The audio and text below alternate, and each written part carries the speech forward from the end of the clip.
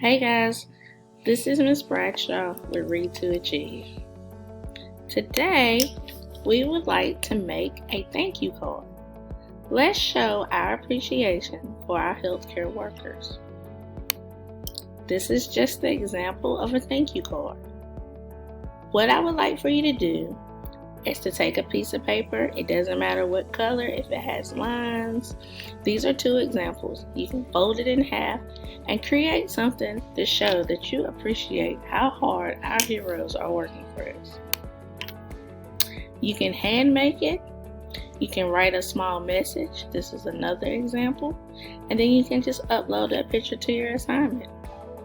Our goal is to show these hard workers that keep us safe that we really appreciate them.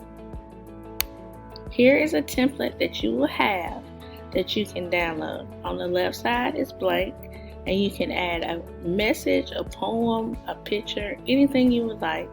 And on the front of the card will have the thank you. I will print them out and I will have them delivered to our healthcare heroes.